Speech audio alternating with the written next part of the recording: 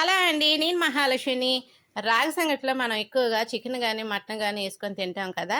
అంటే చాలామంది తలకాయ చారు గూడా యేసుకొని తింటారు. అలా కాకుండా ఎండు చేప, టమాటా ఎప్పుడైనా మీరు వండారా? వండకపోతే గనక షార్ట్ వీడియో మన ఛానల్‌లో పెడుతున్నాను. చూడండి. ఎండు చేప, టమాటా కూర వండుకొని వేడి వేడి రాగి సంగటిలో కలుపుకొని తింటూ ఉంటే అసలు ఆ టేస్టు మాటల్లో చెప్పలేమండి.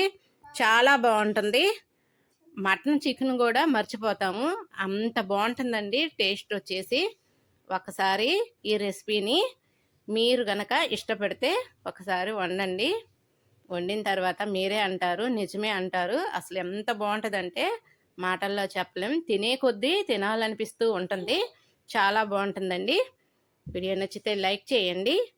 అలాగే రాగి సంగటి, ఎండు చేప కూర ఎలా ఉందో కామెంట్ బాక్స్‌లో మీకు నచ్చితే కామెంట్ పెట్టండి. సబ్స్క్రైబ్ ఎవరైనా చేసుకోకపోతే చేసుకోండి.